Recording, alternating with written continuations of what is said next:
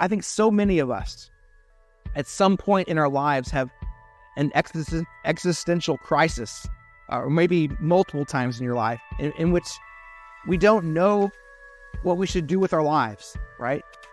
We don't know what really matters in our lives. And Solomon seems to have gone through that same thing. And Solomon, being king, had it all. And he concluded that none of it mattered. None of his stuff, none of his accomplishments. He had all the gold. He had all the power. He had all the accomplishments. None of it was worth anything in light of the fact that we all die.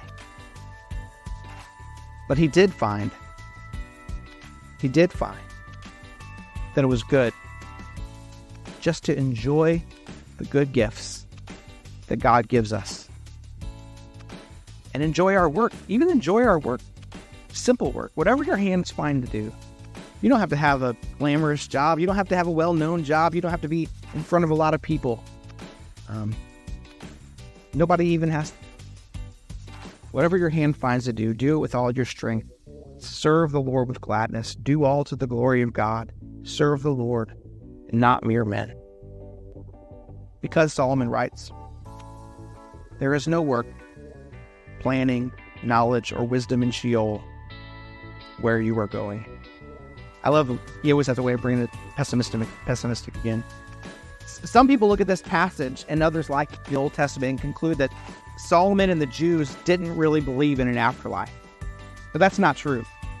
Ever since the opening chapters in Genesis, God promised the Jews everlasting life through an everlasting covenant. So when Solomon writes that we're all going to Sheol, he's just saying that even this life, before we go to the grave, matters.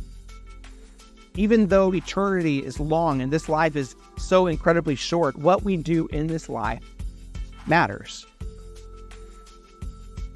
Too often, I think we've all seen Christians who say that they believe in Jesus and can't wait to go to be with Jesus. And they're looking forward to spending time in eternity with Jesus while ignoring what Jesus has given us in this life. He's given us a way to experience heaven on earth by serving Him with all of our strength here in this life. How we live today matters.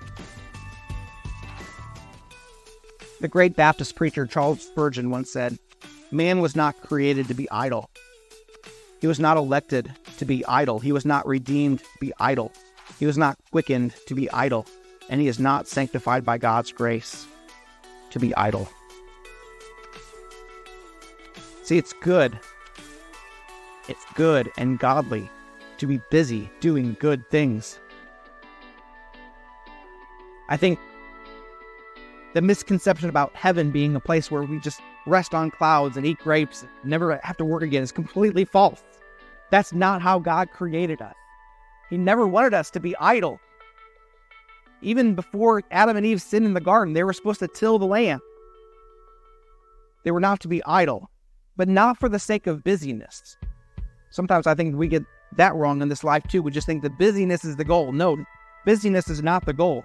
Because God did create us in such a way as to enjoy our work, to serve Him with gladness, which is why I think Solomon even brought up marriage in this passage. He writes, enjoy life with the wife you love all the days of your fleeting life.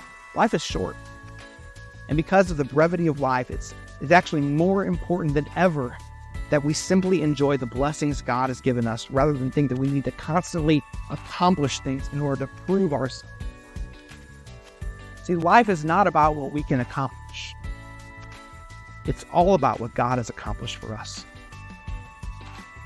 So at the end of our lives, God will not ask us what we did, what we accomplished. Even if we did things for Him, God's not so concerned about what we've done. He'll ask us what we did with Jesus. We trusted in Jesus and what He did for us. God sent His Son to die for us so that we would have eternal life in Him. The Bible says that whoever confesses Jesus has eternal life. So the only question is, do you confess Him?